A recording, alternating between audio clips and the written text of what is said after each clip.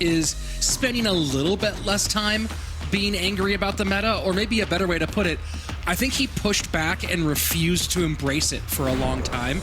And now Lucas has finally fallen into the group of, if you can't beat him, join him. And that's, I think, a big part of why we're finally seeing some success out of Lucas that we didn't see out of him last year. The question is, how far can it carry him as we jump into game number 1 against Pedro, who, shocker, shocker, is pulling out Princess Rocket Cycle. Yeah, I mean, AC, this is the go-to deck, although Monk, right? And that was the big thing we saw out of Riley, was that Monk, and we're seeing it on both sides here. Monk is becoming so impactful in the current meta, and it's because not only does it really good against beatdown, but obviously you have kind of the guaranteed damage that Miner used to provide, right? It used to be so hard to stop Miner damage. Now it feels like Monk damage, and this is actually a great connection for Lucas. 2 drops from the Bomber there, and the connection. You can see Pedro does not like that start. It's a difficult opening here for Pedro. And Lucas, interesting mix here as you talk about the Bomber getting that connection. Bomber behind the Royal Giant. And we'll see if he's able to get some connections once it gets into its evolution form. First minute and 20 seconds and change away. And, you know, we have some great tools here for defense from Pedro. The Evo Tesla, the Monk for knockback, which we saw very effective from Muhammad Light in the Royal Giant matchup in our first game. But the big question is going to be, how many times can Lucas break through, and how often can Pedro actually get that hold? It's a really nice double predict there from Pedro, right? He gets the skeletons out, then gets the Monk out to take care of the Evo Bomber. Lucas still gets damage in, though, with that Monk, and I don't know why I thought AC was on the cast with me, but apparently it's my good old friend here, Rich. And dude, it's what's crazy is that RG has become really, really dominant lately. It felt like it was just going to be Giant Lava and then these forms of Spell Cycle, but RG kind of snuck its way in there, and I think the Overwhelm factor and the combination with the Monk has been a really, really nice synergy here for a win condition that hasn't been super popular in a while. And of course, that knockback is still absolutely devastating, as we saw in that first matchup with Riley getting the majority of his damage in game 2 from just one Evo RG push. Princess continues to harass on that right-hand lane. Very difficult to get any sort of good trades against the Princess in the modern meta due to that Dagger Duchess. But so far, Lucas really trying to win that fight. It is Pedro with the lead at this stage. Sudden death on its way, 1696 on that bottom right-hand tower for Lucas. Pedro with almost 200 HP more on that top left-hand side as Lucas tries to find a way to break through. Getting that Monk out of the way is definitely helpful, but the RG retargets to the Tesla and will only get one shot for all its efforts.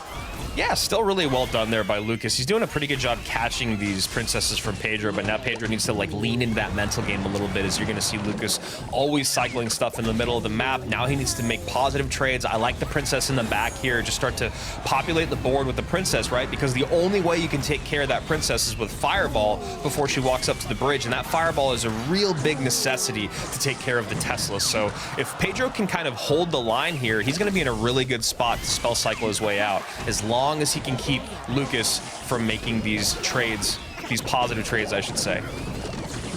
So far, so good for Lucas in that exchange. Pulls one princess with the Fisherman. Next princess gets covered. Does he have a breakthrough opportunity here as Pedro in the opposite lane begins to add a bit more damage? This Royal Giant, though, not going to get a connection. That Evo Tesla, it just, like, once you can start to cycle a little bit faster, once you get into double and triple elixir, you can see here, like, the ability to defend and then get back around to a rocket and get back around to an Evo Tesla when you really need to worry about your opponent, it just becomes so difficult to break through. I mean, that is why this deck and versions of this deck have become so popular, is defense late game, and the ability to spell cycle and rocket out is just so powerful. Another Royal Giant down. This is becoming a pretty quick cycle game out of Lucas. Rocket in the opposite direction. 15 seconds left. Lucas needs a connection here. Evo Tesla will stop it. This is the last gas for Lucas in game number 1. He only has enough to get a 1 RG down, but the speed of that rocket cycle at the end is just too much. Fireball will not be enough, and Pedro with a solid recovery taking advantage of triple elixir to get the win. Yeah, I mean, it just became really, really tough, right? I mean, we saw it kind of happen halfway through the game where Pedro recognized it, right? And Pedro has been playing that Mortar Miner Poison deck with Log in it that actually does do pretty good against this bait deck, and there he goes. Well, I guess it's Lucas is coming out with it. Pedro looking like he could be going to Giant Beatdown or Giant GY, and there you go. Giant comes out immediately. This is what you kind of have to do here is poison off that Night Witch, and then it just becomes this really interesting game for Lucas here of making sure you can always deal with the bats that are coming behind. I think protecting from the void, if that is Pedro's spell, because, you know, it's really easy to pick off your highest DPS dealer I should say, with that void spell. So a lot of pieces of the equation here for Lucas. Not the worst matchup though, although now that we see the miner, it could be a little tougher. And Pedro looking for the miner in the back, doesn't get it. Lucas with some mind games early, going middle as he sets up Mortar the opposite lane. Wizard in reply. And this combination, when you're playing the Evo Zap, can be really tough with Mortar, just because when you're talking about picking up that miner late game, if you're able to reset and take care of things like bats or goblins, if you're Pedro, right? So you have the Giant coming across the bridge, Evo Wizard behind, then you send in a late miner, then you're able to zap and clean up whatever's on top of that miner and retarget so the Giant gets a hit on the tower. Obviously, that's a lot of things that need to come together, but I'm sure that's something that Pedro has orchestrated many times. And Bat's going to do a lot of work. Zap, as you saw, came out. Guards is really good here, though, for Lucas, Rich, because, you know, that makes that Zap a lot less effective. And Evo Wizard, perfect timing. You see Lucas not happy with the brilliant timing out of Pedro to stop the lane change with the Mortar. You know, you talked about the difficulties for Lucas, Andrew. How does Lucas score in this matchup? Dude, literally exactly, just took the words out of my mouth, is because, you know, you see he's frustrated about that Mortar not getting on tower, and you know, this is a pro player. You play thousands of Mortars, and so many of them don't get on tower, but I think what he's realizing is because of how strong Dagger Duchess is, because of the high DPS that Pedro has, it's going to be really, really hard to get minor chip damage. So if he can get Mortar chip damage, and then couple that with Miner's late game, then he's in a decent position. But if he can't get any Mortar chip damage before he gets in deep into double or triple, he's going to get overwhelmed by Pedro. And a nasty pickup there against the miner. Lucas varying position early, but Pedro one step ahead in this one. And that's now a couple attempts at pickups with the guards. When you don't pick up a miner with guards, you get very frustrated given how much ground they can cover. Yeah, and there you go. You see it, right? That Evo Zap comes in, cleans up the guards, gives just enough wiggle room to get another Giant hit on top of tower. 17-15 to, I mean, realistically, these are two untouched towers. I know there's damage dealt to them, but if you are the Mortar Miner player here, and you're looking at Poison Miner damage because you need that Mortar to defend against the Giant, you have done 0 damage so far. So this is exactly what you have to do. Now you have to start innovating with your defenses. You need to save your Mortar to get on offense, but then you're giving poison value. I mean, this is just a tough spot to be in for Lucas, and Pedro is looking at the matchup and basically playing it perfectly. Mortar goes opposite lane. It will get picked up by the Giant. Yep. And still unable to find any purchase is Lucas. And with 1:11 left and playing a chip deck, unless things change drastically very, very quickly, it's going to be a short match number 1 for Lucas. It's so tough because I don't think you can do anything other than what Lucas is doing. It's just not going to work.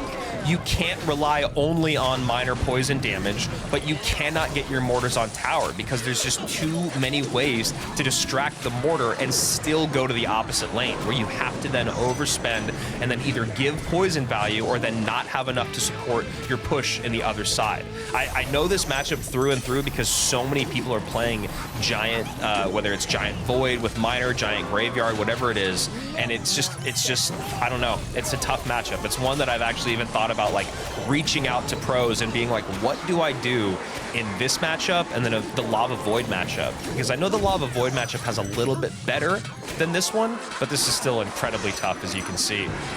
Good damage, though, at the end here. Yeah, good damage, and he is back to another miner. This one does not get picked up as well. Log in, just not quite enough spell value, and that's going to be a 2-0. You see, wiping the sweat off his brow is Pedro, as Lucas made that just a little bit too close for comfort. Yeah, I mean, shockingly close there at the end, to be honest. I mean, it really felt like Pedro got put in, meeting all the people and understanding, yeah, I belong here. I am on the same caliber as these guys. And the difference about Riley is that he's one of the guys in the chat, in the room, that goes, I could beat one of these guys. I could be up there. And it's actually true. And we're seeing it here now in 2024 as he starts off with Princess early here in game number 1 against Pedro, a guy who I think was a huge question mark in 2023. Will he be able to do it? He's pretty soft-spoken. He's a really nice guy, not a huge YouTube personality or anything, but obviously the big stage and the bright lights did not get to him in 2023. Here comes the Giant and Miner with a zap to stop that little prince. Miner's gonna get on the tower a little bit, and Riley with the Miner version of this deck. So no E-Spirit, no extra cycle card. The big question is, last card, is it Poison or is it Rocket? I think that's gonna matter a lot here. I think Rocket definitely can be very strong, but I think you'd actually prefer to have Poison versus this Giant deck for solid defenses. Definitely, and being able to get on top of that Phoenix, being able to get through this Wizard shield. Fun little note here is last night our competitors were doing a lot of practicing. Sub was practicing, Mo was practicing, Lucas was practicing, but Riley and Pedro played over an hour and a half together. I think they played almost 20 games together. Oh, wow. Just practicing, going all different decks, all different matchups, and I think Riley ended up taking 11 of those games, so definitely taking over half of them. It seems like as the night closed out, Riley was able to pick up more games in a row, so maybe Pedro was just getting tired, but at least in their skirmish, their exhibition before today, Riley was the one who came out on top, and we'll see if Pedro and his Mini P.E.K.K.A. I love seeing the Mini P.E.K.K.A. Mini P.E.K.K.A. doing really well against Giant, doing really well against Monk, doing good against Miners if it can catch them. Fun little card here. And speaking of Miner, this Miner doing a whopping amount of damage here with the dagger dodges out of daggers. And then Pedro trying to predict the princess as well here. Riley, with the mind games here, he makes his opponent predict the princess, and then he goes princess in the opposite lane. You never know when that princess is going to drop. And then speaking of more mind games, you have a Miner placement swished up yet again from Pedro here. Riley having a tough time picking that up. Yeah, game pretty even here, but it almost feels like Pedro's playing much more responsively and Riley's playing much more aggressively, and we'll see if that's going to start to lean in Pedro's favor, as he definitely has the spell power to deal with all of these tiny little cards, at least being able to reset the princess if he needs to, but that cycle is pretty tough to keep up with. Yeah, it just makes me also think that Riley might actually have Rocket. If he does have Rocket, that is the X factor that could help him come back in the game, but it is going to be the Poison. Miner unable to be picked up. The Miner Poison doing some solid damage, but here comes the counter push. I like how aggressive Riley's being at the bridge, dropping skeletons right away, dropping little prince right away, getting as much damage as he can, as quickly as he can, to make sure that things are not reliant on being taken out by those daggers from the Duchess. Okay, log through, does clean up the Phoenix egg. Miner does get quite a bit of chip yet again. Seems like, this is just Pedro playing Miner Poison again, right? Do you see? Yeah. He's just figured out a way to get something to tank for that Miner. Well, that's a great call out, really. It's exactly what I was really about to say, too. That Giant Poison Miner versus just Miner Poison, which one's going to win? Giant being able to tank those dagger dutches is going to give you a bit of an advantage every time. And then the Princess, it's interesting for Riley to figure out where to play the Princess, because he gets that kind of chip damage on the right-hand side, and we'll see if it starts to get evened out if he starts to spend a little bit more attention on that right-hand side. But really not getting in the conversation otherwise is that Princess. So we'll see if things change here in the final minute of play. 50 seconds remaining here in triple overtime. This is when Giant triple spell, you should just be able to pour it on. But can you keep up with that 3-card cycle? We'll have to find out. Great call. Looks like he wants to go for the Poison, not on the left-hand side tower, on Little Prince to prevent the 3-card cycle. He does stay alive, but Log is going to clean that up. Very close game, 30 seconds on the clock. Riley needs to apply pressure. He goes for the Knight to tank the Dagger Duchess. He goes for the Poison first, and then the Miner Mini P.E.K.K.A. not able to catch just like that. it's a very close game. Tesla Pie sniping the Wizard, and the dagger touch is out. We see the same thing from Pedro here. Poison and then a miner. Pedro should be able to win this as long as he can catch this miner. He does have the spell power, and the princess can't be dropped at the bridge. So there you go. Miner gets a little bit of damage in. Mini P.E.K.K.A to block up high. Another poison comes out. Log in either direction, and Pedro does what Pedro does very, very well, which is just hold the line, miner chip away, poison damage in, just defensive, defensive, defensive. I mean, if that's a guy that knows how to use all. He was on the left side tower for so long, getting so much damage, while Pedro was constantly attacking that left side tower throughout the entirety of the match. Yeah, and then that princess chip damage from Riley becomes that much less impactful. You don't have to worry about the mind games, and you still have so much HP to give up on that other side. So, you know, here we go. Game number 2. Riley going to go back to, you know, kind of cycly. We're going to see Drill out early on along with Royal Ghost. Pedro going to stick to heavier stuff here with Royal Giant coming out. Royal Giant a lot more popular than it has been in a while. And we'll see how it matches up here against some guards and a wizard, which are going to be great ways to defend throughout this game. Wizard guards, I mean, like you said, just such high DPS. Pedro not having the monk either, has the little prince, so maybe breaking through that wizard will be difficult in the future. Even if you have a lightning, that Evo wizard, that shield could be that blockade that Riley needs in his defensive playstyle.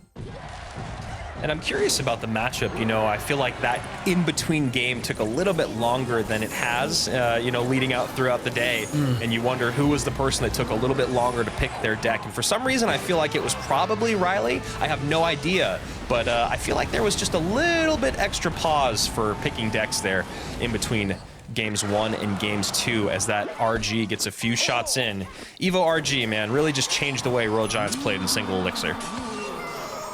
Yeah, I mean, you play one as soon as you can to get that Evo version in cycle. It's so much harder to defend, especially once it gets to the tower. Then any sort of melee unit like those guards are just going to continually getting knocked back. And I think that's why we're seeing Heal Spirit added to these RG decks. The second time we've seen RG Heal Spirit today.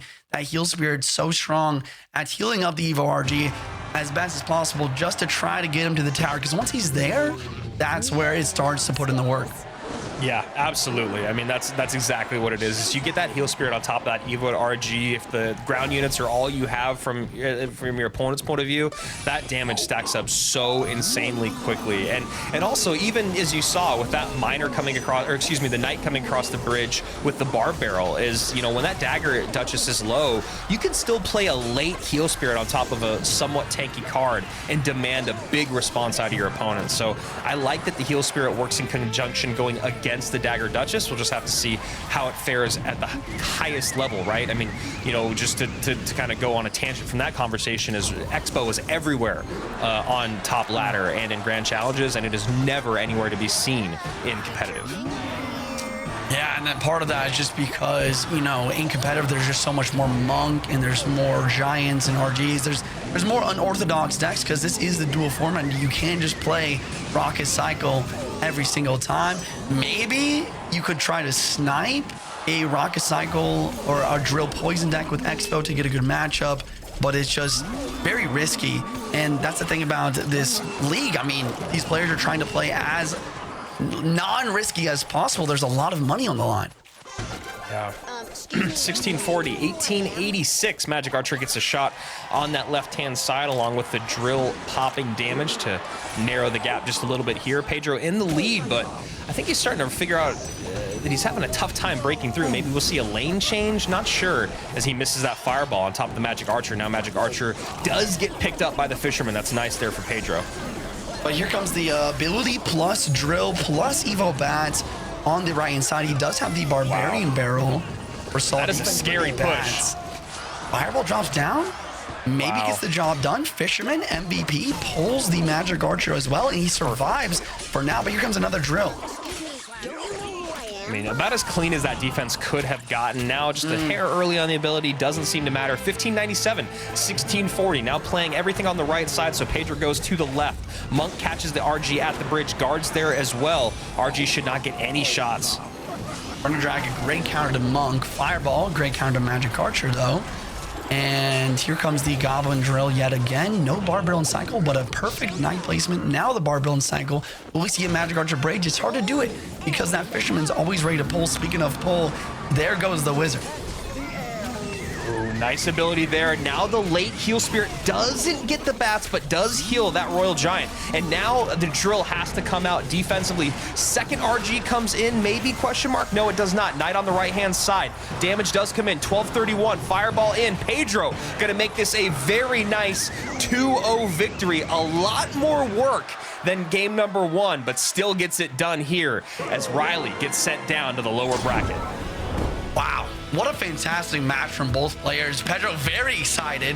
You know, he said he was soft-spoken, but looks like he's getting some very nice confidence from this win here. Continuing, looking like it was the worst day of his life when he already won a golden ticket. So with that, I feel like it's got to be Ty. I feel like he wants to win maybe a little bit more. Oh, and we are going to see that right now. Pedro going against Ta. Ta showing the Wizard, Pedro just showing the Zap and the Dark Prince. Both these players have battled it out all day so far. Neither of them are ready to be done just yet. Really not great Monk ability there. I think if you wait a little bit longer, the Giant gets pushed back by the Monk. Then if you have the perfect timing, maybe you prevent the Dark Prince splash onto your Wizard. But overall, not a bad defense. Once again, that Fisherman really being that defensive crutch and just so valuable with the Dagger Duchess here versus Giant.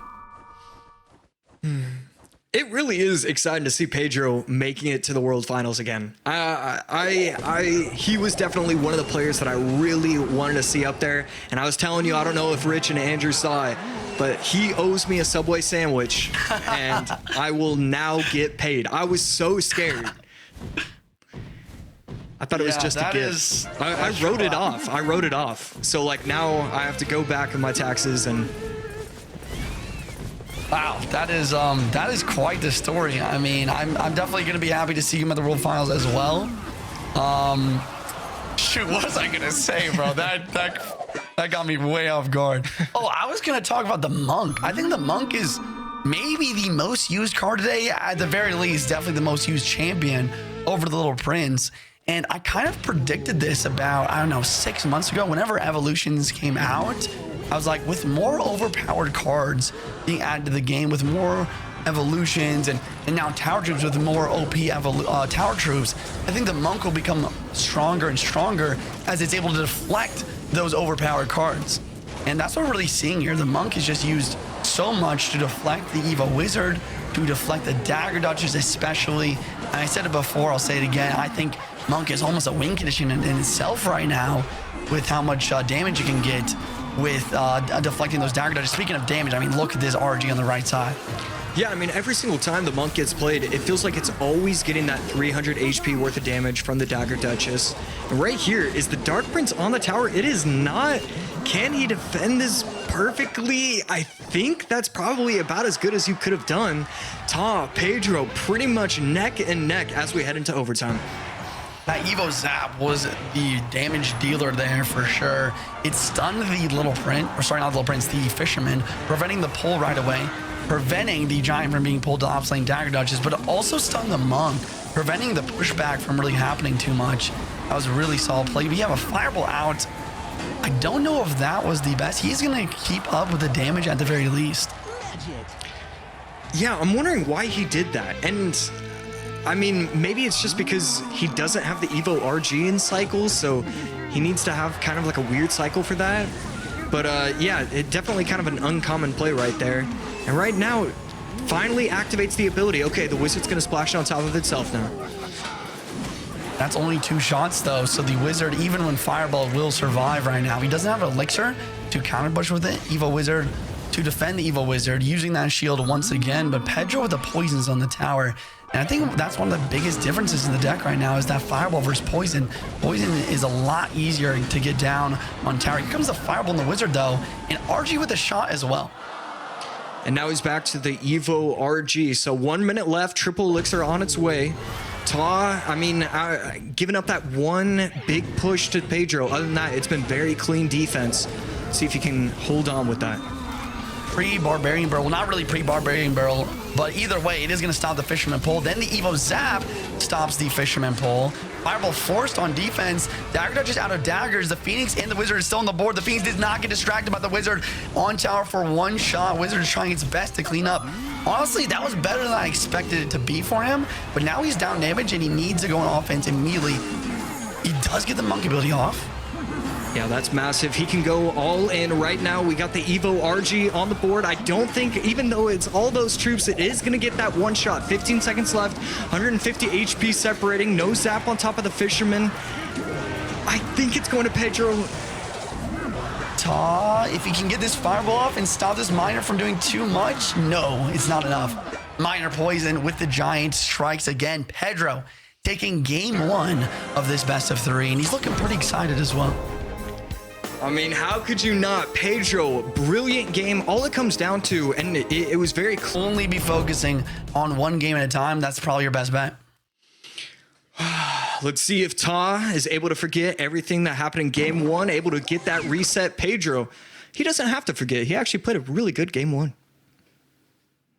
Yeah, I mean, that's the other hand, right? It's like, oh, you gotta lean to the positive vibes as well, right? And that's a tough spot. Yo, look at that. We got a double electricity evolution here. I don't know if I've seen that one before. Yeah. Pedro could be seeing the P.E.K.K.A. Battle Ram deck that we saw earlier today from Adriel, I believe. And does he get the timing right? Not exactly. Barbs are going to do absolutely next to nothing. And just allow for Ta to really set up right there. Little Prince, Giant Silly, and Nightwitch. Maybe the Graveyard deck that we've seen earlier. You're right about the P.E.K.K.A. The P.E.K.K.A. seems like it will perform very well in this matchup. P.E.K.K.A. one of the best counters to Giant Skeleton. On the other hand, that Nightwitch, though, with all those bats, cleans up the P.E.K.K.A. pretty nicely. And Ta's going to have his Evolution Tesla already in Psycho here.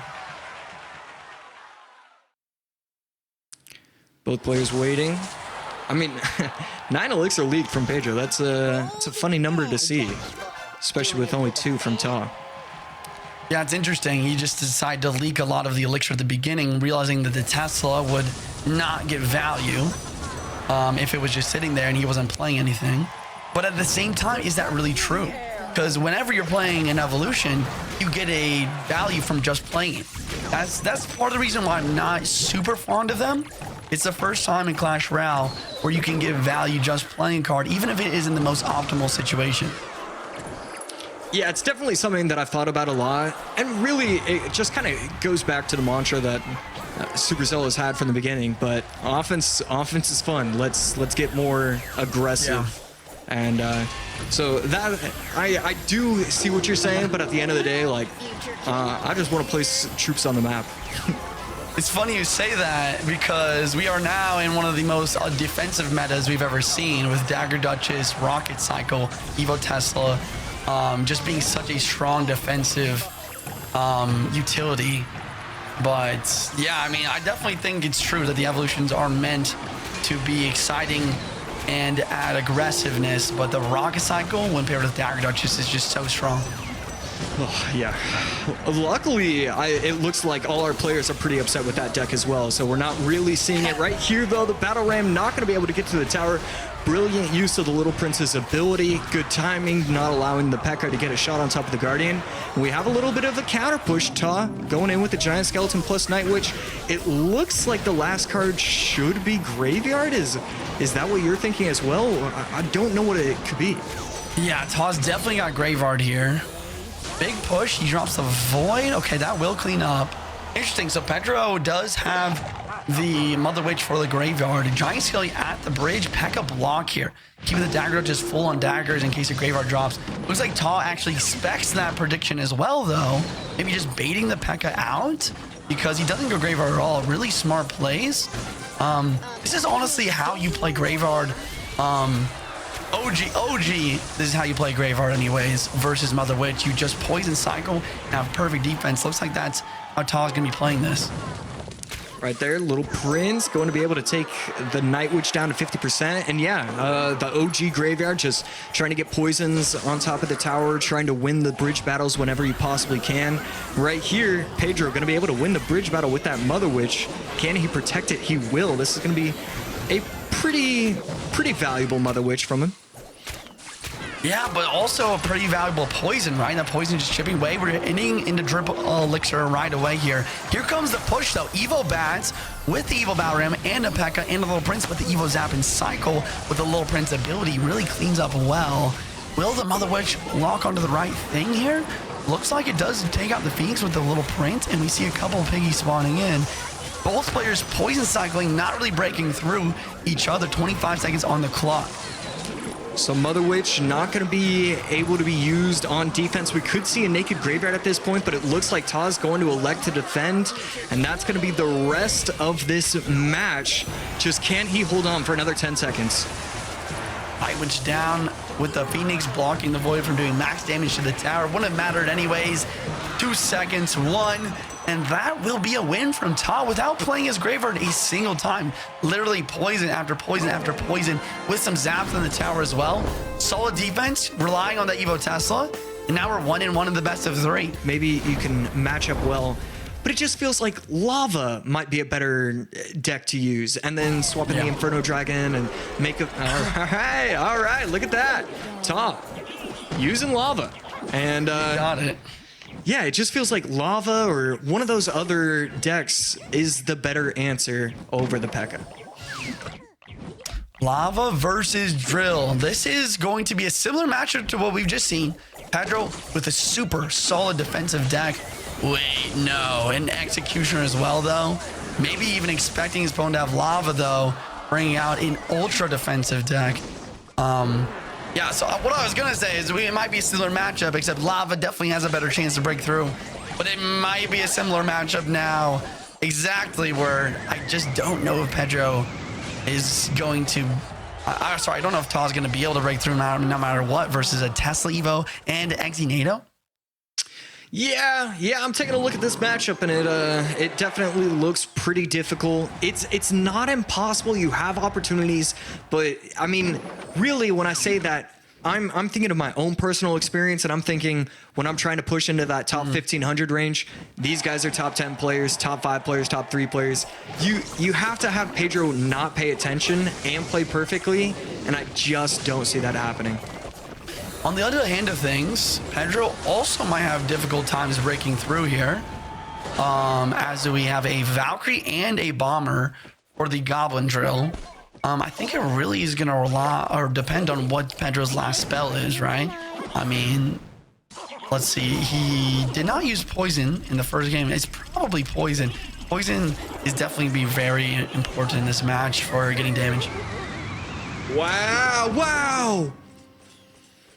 That is a massive error. NATOing the King Tower, and all of a sudden, I mean, I still think, even with that play just happening, I still think Pedro has the matchup advantage. He should still win this. But that is the only way he could pretty much have an opportunity to win. And Pedro just gifting his opponent right there. Yeah, not only the King Tower activation, but it's almost like Tom predicted that to happen too. He went for the arrows, even though normally the Valkyrie would take it out anyways, right? So really smart play from Ta. Maybe not the best play from Pedro. Pedro's still up damage, like you said, and he's doing a great job of managing his executioners, cycling them always. Ta, a little bit maybe early with the skeleton drags here. Maybe he's worried about that locking on the tower. I thought it was going to lock on the lava, though. We're going to have to see how Ta wants to continue to play this game, because you can use the your spells on top of the Teslas or on top of the Xyz, but going on both, I mean, we see him not make up his mind, and then the Xyz is able to clean up everything really, really easily. So I think we're going to see him start to confirm his Void selections and only go for Teslas or only go for Xyz. Yeah, I think that he's tried to do that in the single elixir a lot, right? The thing about it is that Pedro's always quick with the block, right? I mean, you have to be quick with the block in order to defend. So I think Ta said, you know what? This ain't working. I'm literally just going to basically use this as a spell cycle deck, and that's what this Lava Triple Del spell deck is a lot of the time. You have no balloon, you have no miner, it's just lava. Spam your 3 spells, try to defend a little bit with your cheap cards. Thing is, it's just not really working out for him, really, is it? Yeah, the Inferno Dragon's still okay. I like the Bomber. It's going to reset for the Ice Spirit and not able to turn back. So unfortunate for him right there. And Lava, not necessarily bridge, but kind of halfway between bridge and behind the Crown Tower. Just something has got to change in this matchup. Yeah, but what, right? I mean, the Fireball for the Skeleton Dragons, the Executioner Nado, the Evo Tesla. He does get the Void down the Evo Tesla, but another Tesla's back in cycle already. Once again, the cycle of the Executioners is beautiful with the Ice Spirit and Goblins. He's always having Executioner on the board. Here comes a Lava on the left side, trying to make something happen. Tornado on the Bomber. A missed Tesla. At least this Lava Hound will get some chip here, but there's only 19 seconds left. He needs to take a massive amount of damage. He goes for the Void plus Snowball, but it's a little bit early. The Nado cleans up. This looks like game over. Yeah, there's nothing he could do at this point. Just has to block the Skelly Dragons with the Evo Tesla. Easy enough. Pedro 2-1, moving up to the winner's bracket. And Ta sent down to go against Molite once again. Molite and Ta, Pedro, winner's bracket once again. Pedro already got the... I'm gonna forget, you know, we've all kind of taken this more lackadaisical attitude to this last couple of games because the golden tickets, the big prize, are all sewn up. This guy's going to World Finals, but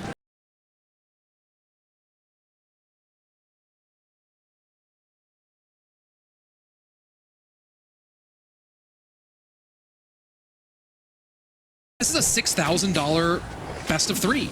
That's no joke.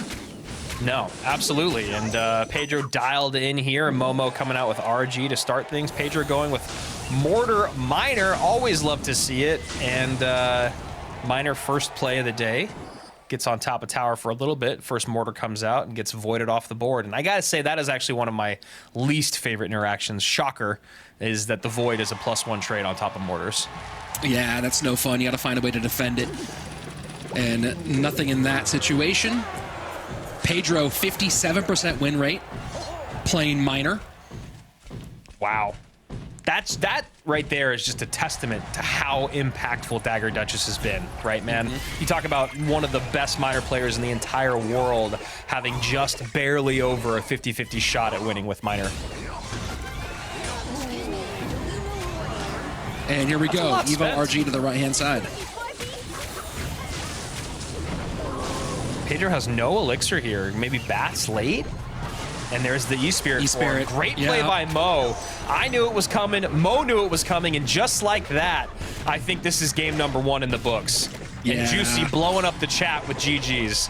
And that RG's still going. I can't believe that RG didn't get the last one on there. And that's why, you know, it's screamed back into the meta as you look at how useless that Dagger Duchess is when you have no elixir and no daggers. The RG just feels, it's just a one and done push. And trying to make something out of nothing here is Pedro, but wow. now That's this is an ability and a half right there.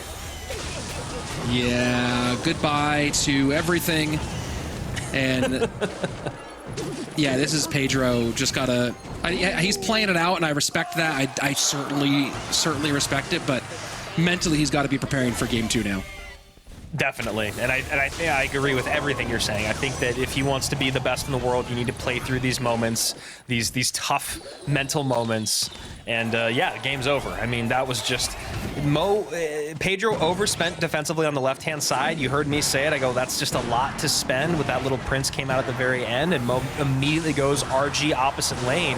He's got someone on call going, Pedro has 3 elixir, and so if you're Mo, you know exactly what's going to happen. He's going to either play his bats or he's going to get to his bats. So he logs the RG money. So, you know, we need something to happen here. As we are waiting, Pedro, yeah, Pedro, very similar to Ta last month. Looks like he's, you know, 7 months behind on child support and just needs to figure out some way to make ends meet, even though he's still got a bracket reset. But that game number 1 was rough. And bowler out for Pedro, so maybe some giant bowler GY. And the first time we're seeing Evo Archers today, which, I don't know. I don't know if it's good to see a card for the very first time in the finals. We did see them the other time Giant Bowler GY was played. That is the other. Today, yes, that's right. That is right. And it did get the win. So haven't seen Evo Archers a bunch, but they did work once in this deck. And little Exy drill out of Mo in this one. And nice play. And that just barely works out. Wow. Oh! Wow. GG. You saw, GG. Yeah, and you saw Pedro trying. Pedro was really trying to prevent that King Tower activation and nearly did. But I want to see the replay on that one because I don't understand why the first bowler roll didn't hit and the second one did. Because they seemed like they were from the exact same maybe angle and trajectory. The bowler wasn't quite set where it needed to be yet, or maybe the boulder was thrown just a little early as it was moving. Maybe we'll get to see that in the replay so we can understand it, because it did look like it was the exact same both times. And Mo with the weirdest Goblin Drill placement in Clash Royale history? Yeah, and I just like... It's already happened 2 games in a row, and I know people are like, quit glazing Mo, quit blah, blah, blah. But he's won the games in the first, like, basic few interactions, the first minute, if you will, right? Like last game, that RG, that was already game over with the E-Spirit on the bats. Similarly to playing against Graveyard, if you can activate King Tower, it's basically over. That's why Graveyard decks do not have the ability to usually activate King Tower. There's been now these decks with Bomber and Bowler, with Evo Bomber and Bowler that can now activate King Tower that are coupled in Graveyard. And if you can do that early on, like what people used to do with Splash Yard and Baby Dragon, it's just game over. And we're just kind of biding our time here, waiting for a result. And the Graveyard in. Dagger Duchess gets low, but again, the Knight and King Tower more than up to the task of cleaning that one up. And yeah, I don't even think he needed to NATO those bats. I think he's just trying to make a point that I do not want to give you a lick of damage, because honestly, when you look at Mo, he's just going to try to spell cycle his way out of this, and then Goblin Drill his way out of this. And you usually think the Goblin Drill is almost used as a really, really small spell in these instances, just because you're not imagining the Goblins are going to really get on tower. Snowball trying to make something out of nothing, but no dice. This is crazy, man. I mean, you look at a game that has a complete different outcome, and it's just over because Mohamed Light activated King Tower. Like, Pedro can't even play this matchup any way that he wants. Mo doesn't really have to think that hard in playing this matchup. I mean, he probably shouldn't be doing things like that, like giving away Teslas. But it's just like the thought factor of how difficult anything or any part of this matchup could have been is just completely out the window, as you see once again with that defense. And it was so close too. Just a really close to getting that snowball to not get in the lineup, and just by, I mean, it looked like he'd survived it too. It looked like he'd gotten past it, but unfortunately for him, it's looks like we're going to be going, most likely, barring something crazy happening right here, most likely we're going to a bracket reset. And just in case anyone watching at home is newer to competitive or is newer to maybe what's going on right here and why Rich and I are so decided on this, is just because when you're playing Graveyard against Dagger Duchess, the thing that you rely on is that giant or tank up front soaking up those daggers, and then all of a sudden the skeletons pile up. And, you know, when you have that King Tower activated against basically any Graveyard deck, it is just game over.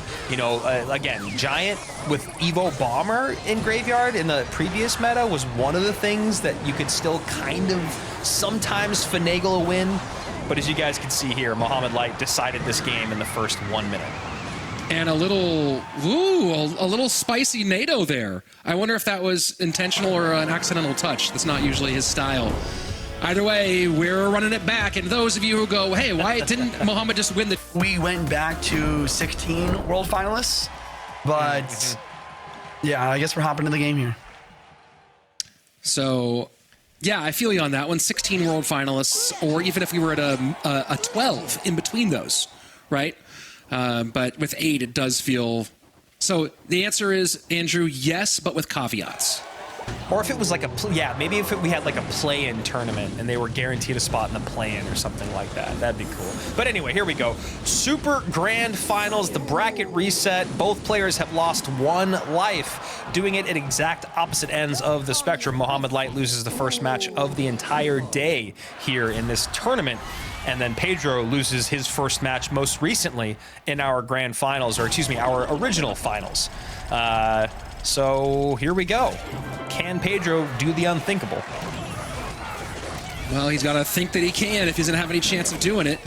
And so far, so good, stymieing the first Royal Giant attempt out of Mohamed Light.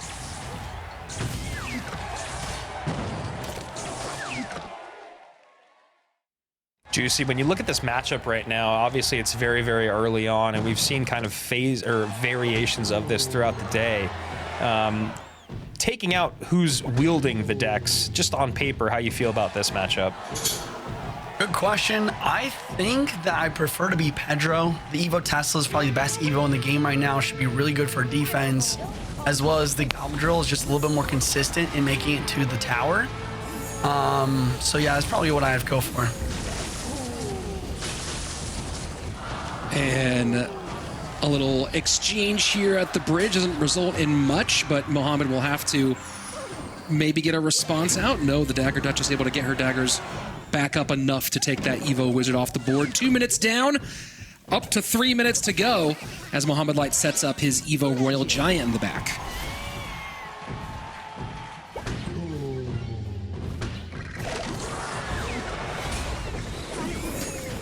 And just kind of doing this bridge battle thing. I mean, that's one thing that's been really interesting about how many monks we've been seeing is how much actually takes place at the bridge, which does make sense. And you can see Mohamed Light getting excited there, knowing the RG was probably going to break on through. Now down to a second RG, 6 elixir in the tank. Oh, the predict! My word.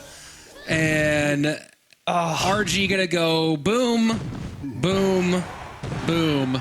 Okay, One more. He has elixir.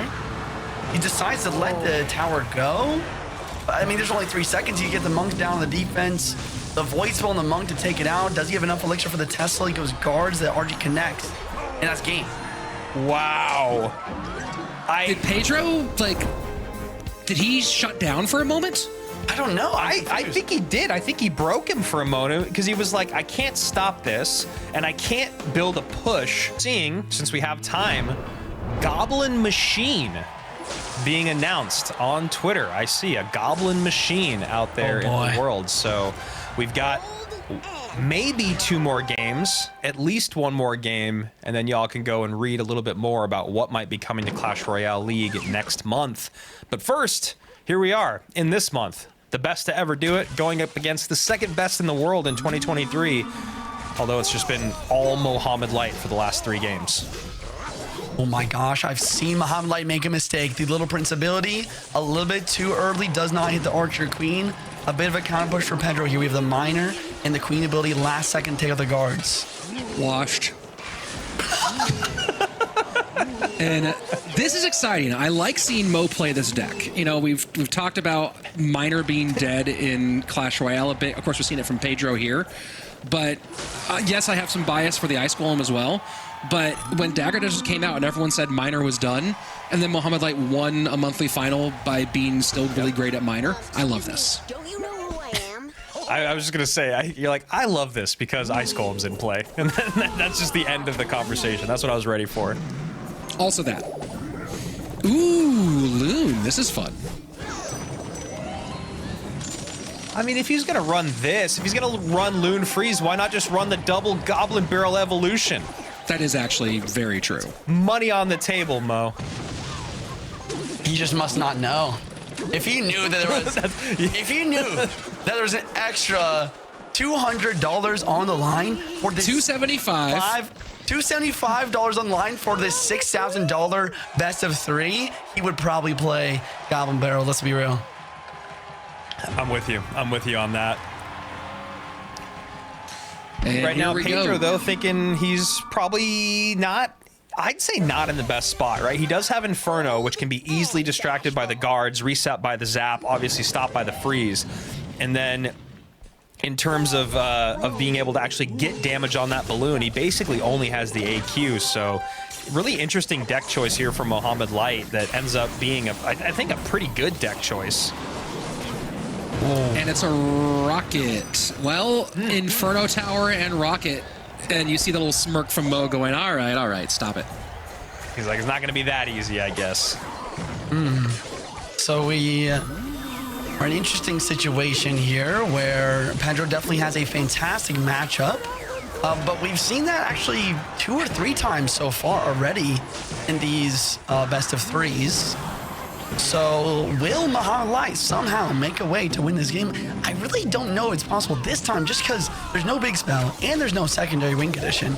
He's trying. He's going for the little prince in the opposite lane here. Yeah, he's going for a second balloon here in the right-hand lane, most likely. Now Evo zapping the left. Now, yep, and there's the second one as the AQ is played up high to the right. That's really smart by Pedro, knowing exactly what Mo was going to send his way. And the AQ gets just enough with the Dagger Duchess on the tower before the freeze comes in that the Loon can't break on through. Future king over here. 90 seconds left. Pedro looking in good shape to send this to game number 3, best of 1 for 6K. Wow, yeah.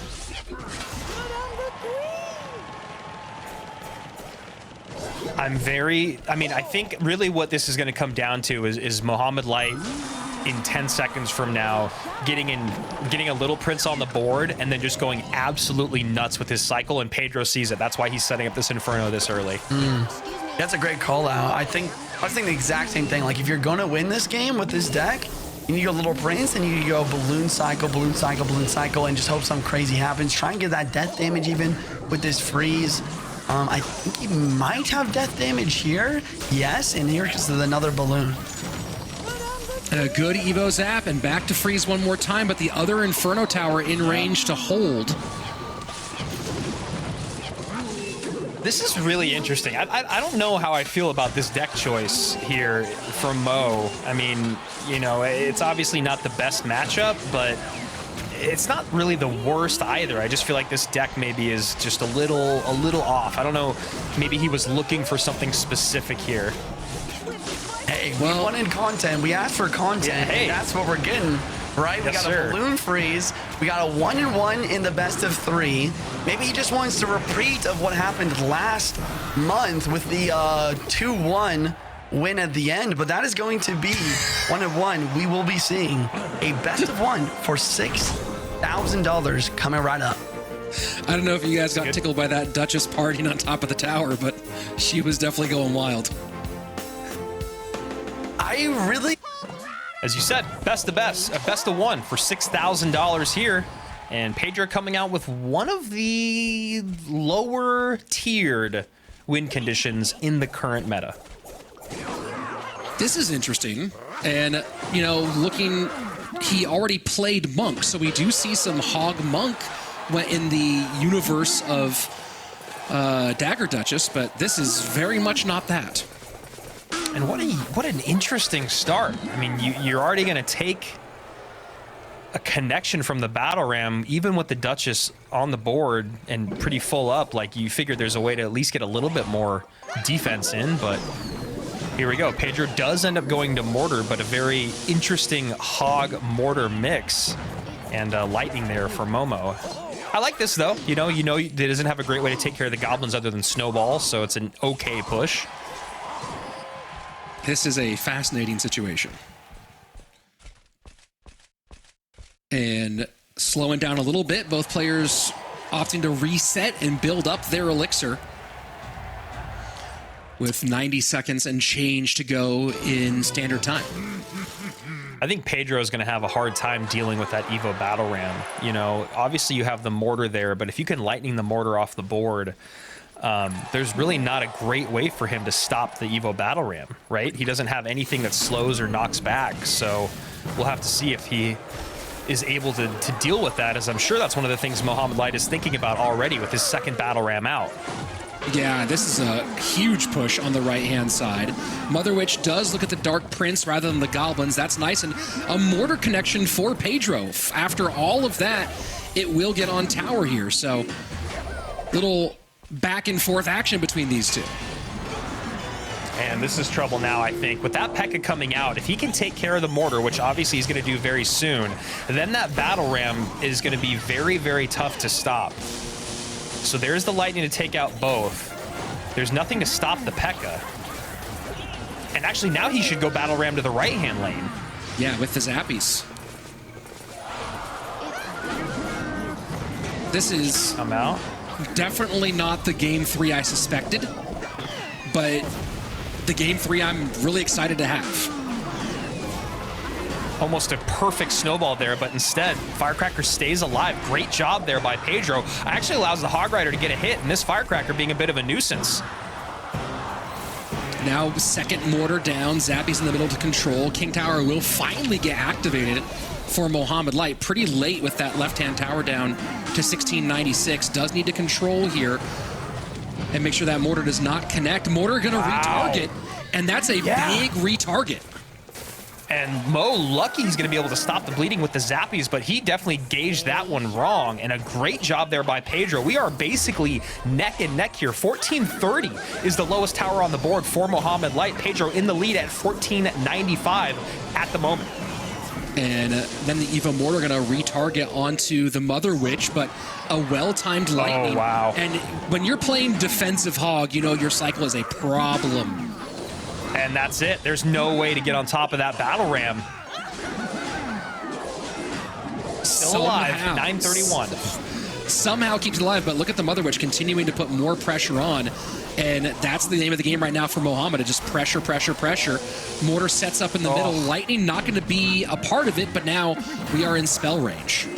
Yeah, now we're going to have to block that lightning with the goblins and get another 1100 damage down on tower. The goblins are up high with the Hog. That means there's nothing there to block. Momo just needs to defend a little bit. There's the defense. Now he's back to the lightning, and that should do it. GG, well played. Mohamed Light back to back to back in monthly finals. And